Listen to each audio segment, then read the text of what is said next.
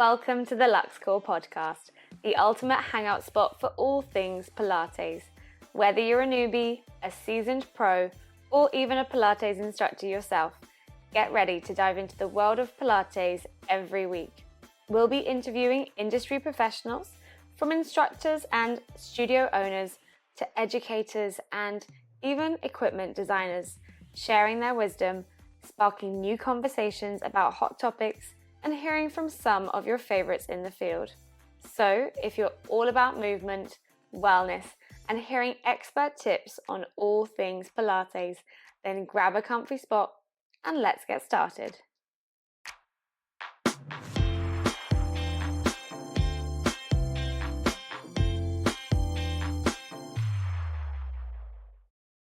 So, welcome to LuxCore's first episode for our podcast. First of all, just thank you so much for being here today. I'm so excited. It's my absolute pleasure. I'm very excited too. Just a rapid fire round to start with, just whatever comes into your head first. Okay. So first question, we're going to go tea or coffee? Tea. Amazing. Reformer or mat? Reformer. And reformer or tower? What were there? Reformer. Amazing. Classical or contemporary? Contemporary classical. I love that. Somewhere in the middle, a mixture. Privates or classes? Classes all the way. Bare feet. Oh, this is already always bare feet. Bare feet or grip socks? Always bare feet. Bare feet. Your favorite athleisure brand right now? Lululemon. And your favorite sort of wellness tips that you would always tell everyone? Sleep lots. Sleep. At least 8 hours. Completely agree. Yeah. Can't function without it. No, definitely not. Okay, so obviously both you, Pilates, and your career has kind of harnessed around pelvic floor and the power of the pelvic floor. So before we get into that, can you tell us a little bit more about your career, where you found Pilates, how you started in your training, and sort of, how it evolved? Well, I actually started Pilates just when I became pregnant with my fourth child. So we lived in Edinburgh, and I'd vaguely heard about Pilates. This is 20 years ago now, 20 years ago. And I'd vaguely heard about Pilates. And then one of my friends who lived in Edinburgh said, "Oh my God, I've taken up Pilates. You've got to try it. It's fantastic." And so I actually got a teacher who was a yoga Pilates teacher, trained in Australia. So I actually, whilst I was doing yoga Pilates with her, I didn't know what was yoga, what was Pilates. I just knew I absolutely loved it. And then, not long after I had my last boy, Robbie, we moved to America. And I thought I was going to carry on in my career, which had been in advertising, and get a job. Little did I know was that I needed to earn a work authorization card. I didn't even know what that was. So I couldn't just show up in the States and work. So we moved my husband's job. So I'd fallen in love with yoga lattes by this point. Didn't know what was yoga, what was Pilates, what I loved about it. So I signed up for a Pilates studio near where we lived in America. I also signed up for some yoga classes as well. So I thought, well, I'll do a bit of both and see what I like more. And realized it was Pilates that I was really in love with. However, having said that, there was a lot of yoga that I thought was actually lacking from Pilates, and things that I kind of experienced in my yoga Pilates classes back in Edinburgh. And so I've always incorporated an element of Pilates, an element of yoga into my Pilates, for example, extreme rotation, things like that. Yeah. But it was Pilates I fell in love with. That was my first experience of reformer Pilates when we moved to Greenwich in Connecticut. And before long, I realized, well, I haven't got a job for the first time in my life, which isn't ideal. Fallen in love with Pilates. Why don't I train to be a Pilates teacher? Amazing. So I did MAP certification in New York City, and then I was studio trained in a studio called the Reform School in Greenwich. Amazing. Is that still there? Still there. Oh my gosh. And my first amazing boss, Miriam, still there. She was fantastic. So she had a big studio in Greenwich with Cadillac, Reformer. We did some mat there and chair, everything. Ladder barrel. So I did my studio training with her, and then started teaching in Greenwich. Oh my gosh, that's Loved amazing. it. Yeah. And so did you go straight into the full-time training, or were you still? Yeah, I literally trained what was 9 to 5 every day, 5 days a week, Amazing. which was in those days the way you did your Pilates teacher training, really. Yeah. Yeah. And so were you in the States for quite a while after that? So we're in the States for 4 years. Okay. Yeah. So I kind of trained for a year, and actually it took me about a year to get my work authorization card through. So I was training, ready to teach, but I couldn't officially teach. So I trained for a little bit longer before I was allowed to teach officially. So you're doing full-time teaching, and you had 4 boys at home. I did have 4 boys. How did you juggle that? I had a super nanny. A super nanny. So I can't claim that I didn't. I had an amazing woman called Amanda, who was from Edinburgh, where we had lived, and she decided she'd come to America with us. So yeah, amazing. so she made my life bliss, actually. Yeah. Big shout out to Amanda. Super nanny. All the nannies, all the super nannies out there. Yeah. Amazing. Okay, so if let's say for anyone listening who hasn't tried Pilates, has heard everyone talking about it, but has no idea what to expect walking into their first class, can you give us a quick, brief summary on what Pilates is, and then perhaps the difference between reformer or equipment and mat, so the 2 differences between those 2? I mean, I think I always say Pilates is quite difficult to explain, because when you try and explain it, it's lengthening, stretching, toning, feel good with it. It's a total body workout, all this kind of stuff. The best way to describe Pilates is that Pilates is magic. That's what I would say. I love that. It's absolute magic, and you can't really describe it until you've experienced it. And then once you've experienced it, most clients will kind of agree, oh yeah, Pilates is magic. It's a feel-good workout. It tones you, it works all your muscles, it stretches you, it just makes your body feel good, and it makes your mind feel good, prevents injury, it enables you to carry on working out for longer than you would otherwise if you were doing other forms of exercise, for example running, where you might put a lot of strain on your joints. So Pilates is magic, and I've been teaching for nearly 20 years now, and it never ceases to amaze me how magic it is, how it works. I used to always say, what's the question? Pilates is the answer. Or the other way around, Pilates is the answer. Now, what's your question? Gosh, so people true. walk in, I've got a problem here. I don't feel good. I want Pilates. Just do Pilates. Absolutely. It'll fix everything. We had a barbecue at the weekend, and all of my family were talking about what niggles or pains or experiences they're having. I'm like, Pilates. Pilates is the answer. I'm biased, but Pilates is always the answer. It is. For sure. I mean, I really, in the 20 years that I've been teaching, very, very rarely do you ever come across someone that actually says, I don't enjoy Pilates. The odd, maybe footballer who's really tight, and the first time they do it, they're like, oh my god, I didn't enjoy that. I thought it was going to be easy. That's what most people say, especially athletes that start doing it. Oh my god, I thought it was going to be easy. My girlfriend does it, my wife does it, my mum does it, my grandma does it, and then they try and do it. They might find it tougher than they thought, but once you get into Pilates, everybody loves it. Would you say that is the biggest misconception when it comes to Pilates? Yeah, I think so. I think a lot of people who haven't tried Pilates think, oh, it's going to be easy. It's fine. It's just a bit of stretching. Oh, they look cute on the little slidey reformers. Oh, it's a mat workout. Yeah, and I think with the whole world of Instagram and how all the Pilates teachers are putting all these pretty videos up, looking kind of looking fresh, and it makes it look really easy. And then when you try them, it's like, oh, okay. Yeah, in the middle of the class, it does not look like that. No one's that graceful. I feel like there's a current place in your practice, or there's a moment in your practice where you get that Pilates composure. And you're just like, don't show weakness, because they'll make it hard. Exactly. I mean, that's part of the reason you asked me earlier. Do I prefer privates or classes? I think that's a big part of why I prefer classes. The energy of a class just keeps everyone motivated and keeps them going and pushing themselves a little bit harder than they would otherwise. Absolutely. And would you say there's an ideal the amount of times per week we should be aiming for? We get asked this a lot, and if you do Pilates at all, it's better than not doing Pilates. If you do it once a week, that's fantastic. What I always say to people is, if you can do Pilates twice a week, you get double the benefit of doing it once a week. So it's almost like better value. And then obviously you get the clients that are in 3 or 4 times a week, and us as teachers, we're doing it almost daily. So that's another great thing about Pilates. You can't do too much of it, but any amount you'll feel the benefit of. Yeah, absolutely. So you had come back from America, and was that when you launched your first studio core? Nope. So I came back from America, and we moved to Cobham in Surrey.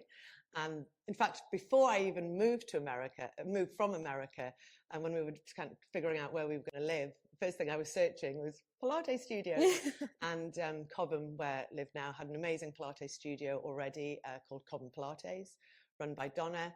And I signed up to do Pilates classes with Donna before I'd even moved to the country. And then met Donna and obviously just fell in love with her studio, and she offered me a job, which I absolutely loved. So I worked there for, I think, about 6 years.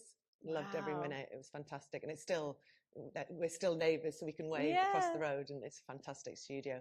And then after about 6 years, I just had a desire to do something a little bit different. So a slightly different business model, and with more emphasis on reformer Pilates, which was obviously growing then and has continued to grow. Yes, huge. So that was over 8 years ago, opened first studio call.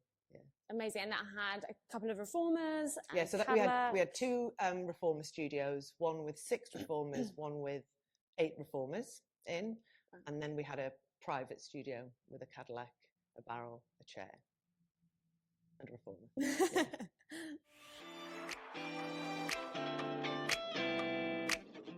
As a former dancer and Pilates instructor, over the years I've spent most of my time in studios barefoot.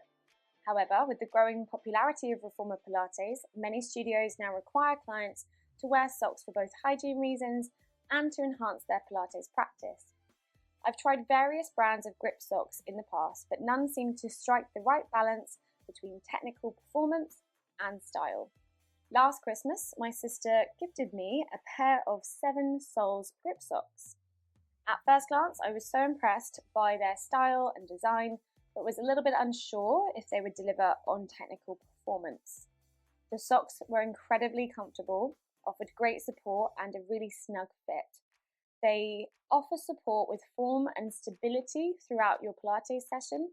The subtle design features and neutral tones were far more my style.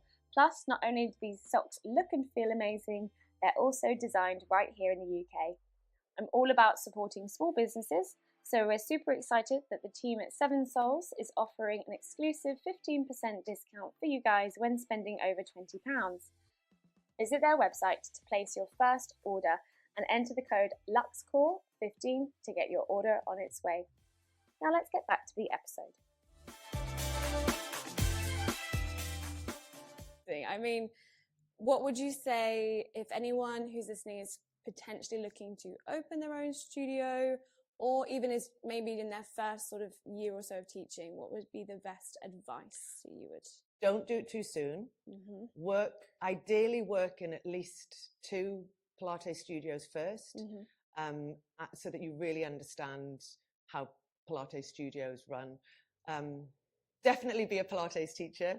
I've said that. I've had people over the years asking me, I was thinking of opening a Pilates studio. It's like, if you're not a Pilates teacher, don't even think of opening a Pilates studio, would be my honest advice. Because I think you really need to know what it's like. When you're managing a whole bunch of Pilates teachers, it's important that you know how grueling it is. Yeah. And when you see them on the schedule and they want to do another hour, you're like, oh my God, that's too much. So just having a little bit more sympathy and empathy with, the intensity of what being how your employees actually feel that they're working each day. Yeah.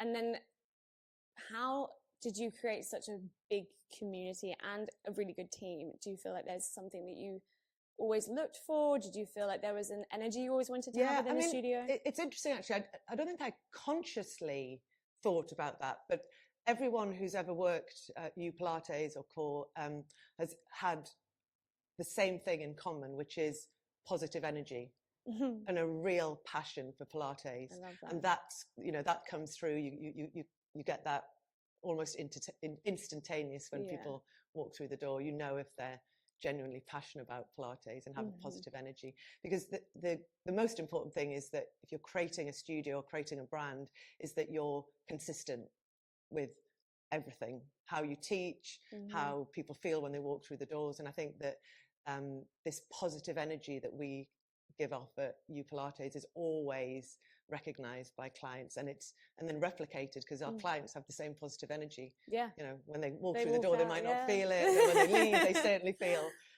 positive and energized. Absolutely. So I think that's a really common trait here, is that they'll walk in, and even if they've had a bit of a rough day, they're always looking forward to it, slightly apprehensive about it, and then they walk out feeling like they've had a total turnaround. And exactly. Amazing.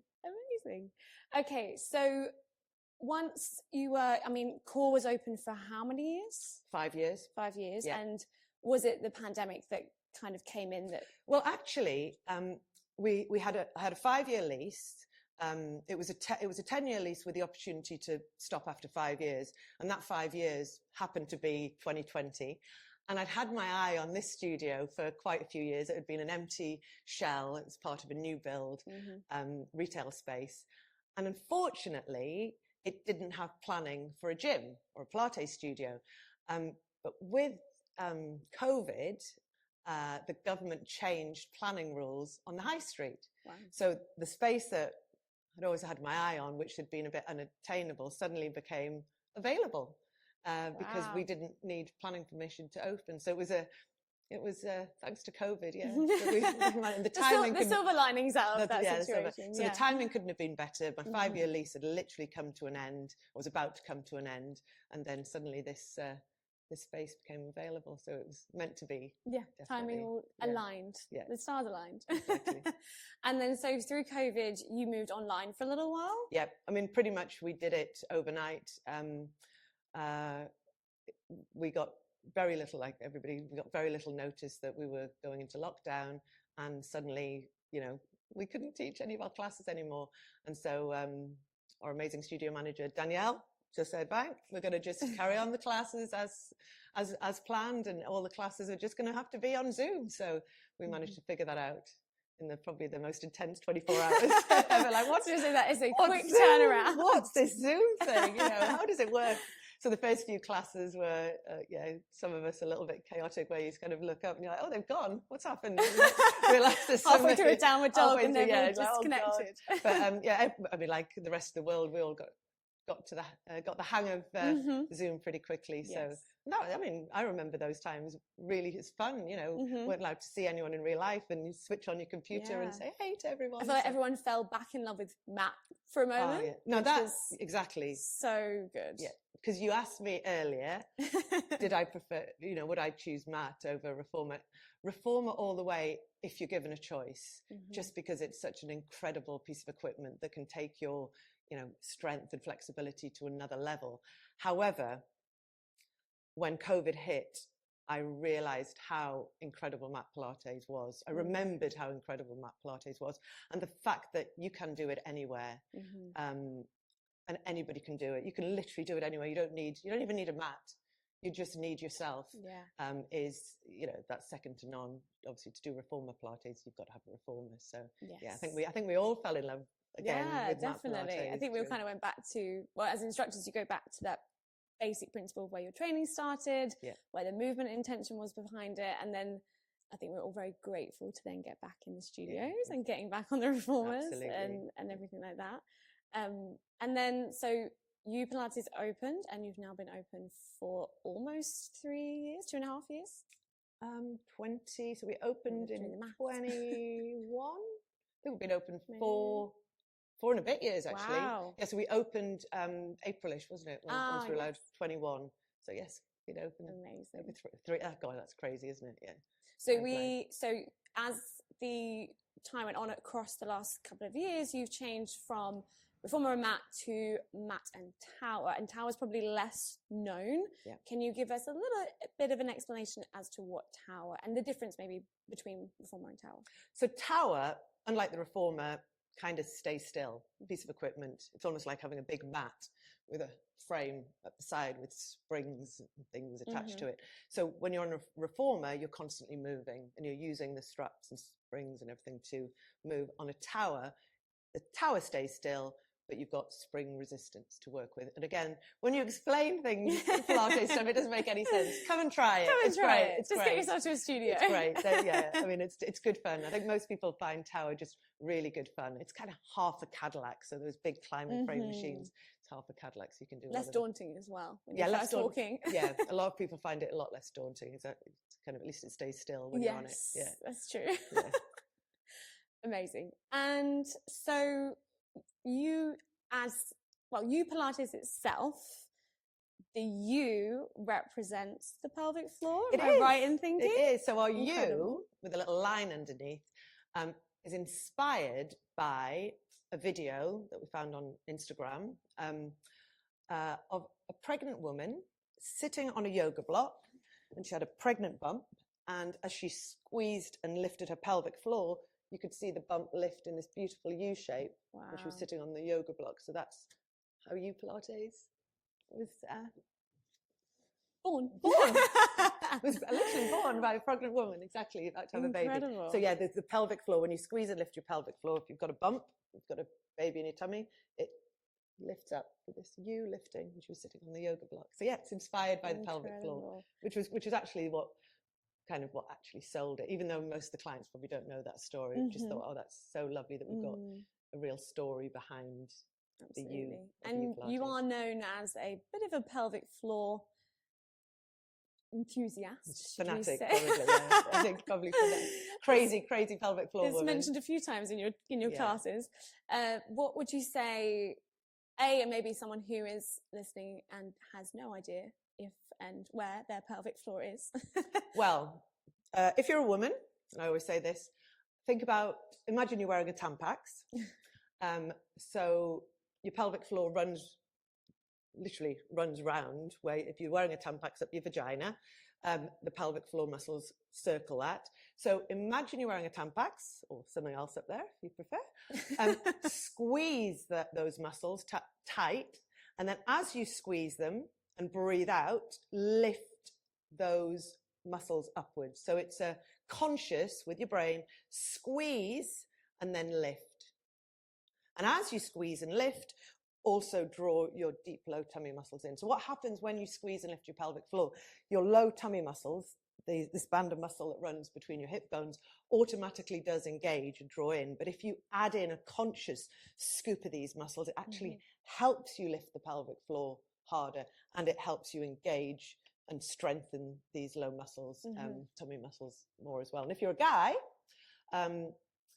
imagine, some teachers say imagine you're peeing up a wall, but what I usually say is try and think about lifting your balls up. So it's the same muscle. Yes. The pelvic floor muscle runs, it's attached to your pubic bone at the front, your tailbone at the back, one sits bone, one side, one side. So it's like a triangle of muscle, and men they've got two holes that run through it, where you poo and where you pee, and women have got three holes that run through their pelvic floor, where the center one is your vagina. So whatever it takes for you to squeeze those holes that run through the pelvic floor and then lift them up, that's what you should be thinking about doing. And look, I've had loads of Pilates teachers over the years take the mickey out me, and say, I wouldn't be able to say squeeze and lift where your Tampax is. I don't care. I don't care. I taught in India with a whole lot of men and women in India at the Pilates festival in India, and I didn't care about talking about a Tampax if it works for people. And they were all sitting there nodding, going, "Oh, I get it," So because it works, and because it's such an important muscle that unfortunately doesn't engage with exercise, not properly, and not to the extent that we need it to engage. It's like that voluntary, involuntary. It works in both ways. You need to really, really focus on, with your brain, squeezing it and lifting it. And if that's the vision, sort of the vision or the imagery that works most effectively, which is what I've found over 20 years, no one's given me an alternative that works better for people. So that's why, unashamedly, squeeze and lift your Tampax. But interestingly, I often get told, I've been to another Pilates studio and they don't talk about pelvic floor as much as you do, or they don't talk about pelvic floor at all. And I think it's a shame, personally, because I think the pelvic floor is so fundamental to life, having a strong pelvic floor, but also to get the most out of Pilates. But the one thing I would say is my obsession with the pelvic floor started way, way before I'd even heard of Pilates. So it's not through Pilates or any form of Pilates teacher training. So how did it start? It started when I was pregnant with my first son. So he's going to be 26 soon. So it's nearly 27 years ago. And I went to one of my friend's weddings.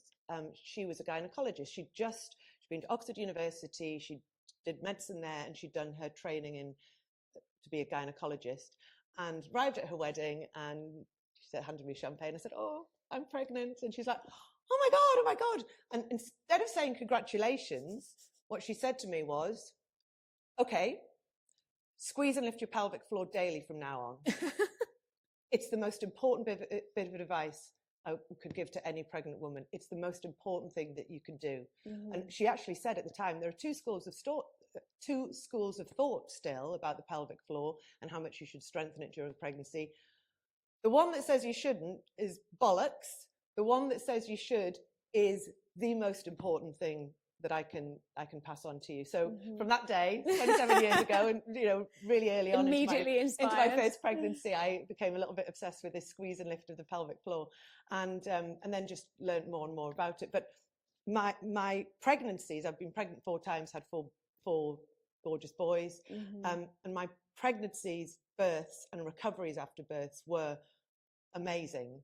And I really do put that down to being very, very focused with pelvic floor exercises during, after, and then beyond, obviously. Absolutely. So that's how the obsession comes. I mean, it makes sense, and I guess it's something that gets so left behind in most fitness practices. There isn't a highlight, and even like you say, within the Pilates world, it's not talked about enough, and maybe not highlighted enough. A lot of squeezing tummy and belly button to spine, but not necessarily that initial lift first and foremost. Yeah, and I totally agree with you, Tasha. I think I was joking aside earlier, but I do think one of the main reasons it's not talked about a lot is because teachers feel uncomfortable talking about it because of the sexual connotations with where the pelvic floor is, etc. And that's a real shame, because I actually think it's shocking how many women, especially, are physically and emotionally traumatized because of having a weak, damaged pelvic floor. So in all seriousness, I just wish more people would talk about it all the time, because unless you consciously squeeze and lift your pelvic floor will weaken over time. And then there are so many negative, we don't need to get into all that today, people can Google it, so many negative side effects of having a weak pelvic floor. Absolutely. So yeah. And would you say, how would you kind of harness the pelvic floor and the power of the pelvic floor into Pilates practice? Is it something that we need to be doing through the entire class? Is it something that we need to be leading with? And if so, how does it change your practice? Well, it's interesting because the way I've just talked about pelvic floor now, it sounds like it's all about, the pelvic floor being weak and, and the trauma that people experience through having a weak pelvic floor. But actually, when it comes to teaching Pilates, a really good way to motivate people to use their pelvic floor is that it makes your tummy flatter. And not only does it make your tummy flatter, it makes you stronger. And not only does it make you stronger, it makes you more flexible, because when you're engaging your pelvic floor, you can move to a greater range of movement in all directions. So I said earlier, the way to describe Pilates is it's magic. It's actually the pelvic floor that is the most magic component of Pilates. It makes you stronger. It makes your tummy flatter. It makes you more flexible, and it makes you happier. So the key to happiness, if anyone's wondering, is definitely the pelvic floor. And I know that didn't answer your question. You're saying, how would you incorporate it? No, so wait. Personally, I mean, if anyone's ever been to one of my classes or online classes, they'll know that I literally mention the pelvic floor about 1,075 times in 1 hour. So I incorporate it throughout the whole pelvic floor. It's almost like, if you're driving a car, you won't drive unless you're in gear. If you're stick shift, it's like, don't move until your pelvic floor is engaged. It protects your low back. It keeps your tummy from popping. It enables you to lengthen the spine more effectively, and then rotate more safely and bend more safely. So I know I'm, again, with the obsession of pelvic floor, I would talk about pelvic floor throughout an entire class. Maybe when we're doing splits at the end, let it go, let it just completely relax. But like you say, I think because it's one of those things that can quite easily when you're focusing on so many other things, the breathing, the stretching, where your hips are meant to be, your pelvic stability and things like that, that it's one of those muscles that will just naturally soften over the course of an exercise or a sequence. So re-engaging it with each connection, I think that does make such a difference to the routine. And the same in terms of when I first started training the pelvic floor a little bit more intensely when I came here, it definitely made me notice the doming effect massively reduced, because even I would have struggled to do some serious core work without doming the abdominals, and that was something that I think made such a difference. You can see when someone's squeezing and lifting their pelvic floor. As a teacher, you think you can't, but you can. You can see because their tummy doesn't pop. Yeah, absolutely. Yeah, and one of my kind of lines I often use when I'm teaching is, don't let your tummy pop. Popping of tummy is illegal in Pilates. So, you know, and the way to prevent your tummy from popping when it's straining is to squeeze and lift your pelvic floor. Amazing. So is there anything in terms of advice that you might give to someone who's considering either just attending their first class and they're feeling a little bit nervous, or someone who's potentially looking to train as an instructor or has just trained as an instructor and has no idea how to navigate this massive world that's been created through social media and things, to even get their foot in the door for a studio and things? Is there any tips? Yeah, I mean, I would be a client first. So you need to be a client. So do Pilates, ideally in a studio, to get the feel of the energy, and also so that you can try out loads of different teachers. To firstly know that you absolutely love Pilates. So if you don't absolutely love Pilates and feel like you're obsessed with Pilates, I wouldn't even think about being a Pilates teacher. So that's the most important thing. And then once you've found a teacher or a Pilates studio or a bunch of teachers that you like, and you feel like you want to, you know, be a teacher, talk to them, get their advice, get their honest opinion, whether they think that, you know, you've got what it takes. Most people have. If they're, you know, the most important thing is that you're passionate and obsessed with Pilates, because there are lots of different sorts of Pilates teachers that focus on, you know, rehab more than a big, you know, intense workout. Some Pilates teachers only do one-to-ones, which is less intimidating for people. So if you love Pilates, I'd say absolutely go for it. But find some teachers that you're really inspired by, and talk to them. I love that.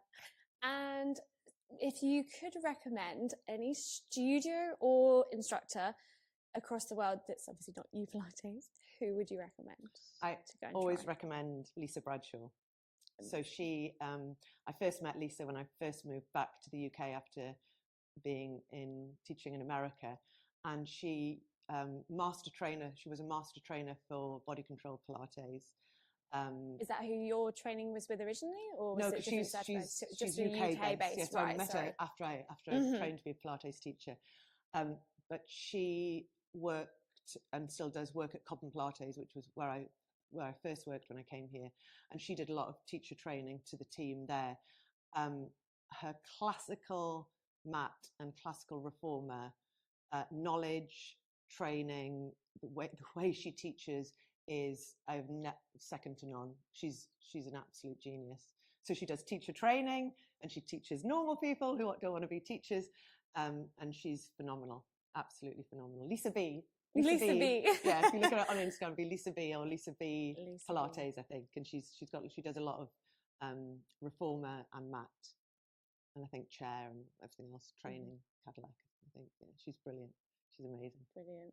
Well, thank you so much. I've thoroughly enjoyed our chats about all things Pilates and pelvic floor, and hopefully if everyone's listening, they'll get themselves down to you Pilates. I think they've all stopped listening about 40 minutes ago. They're like, no, we're done. But yeah, thank you so much for just taking the time to talk all things Pilates. I loved it, and thank you for having me. Thanks, Tash. You're welcome. Thank you.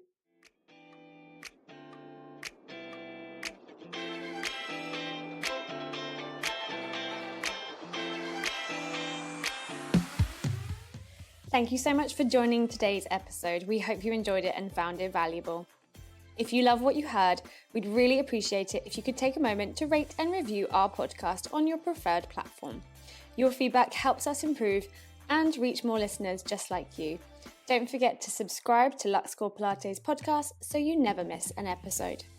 And if you want to stay updated with all things LuxCore, be sure to follow us on Instagram at LuxCore Collection. Thanks again for tuning in. Join us next week for more discussions on all things Pilates.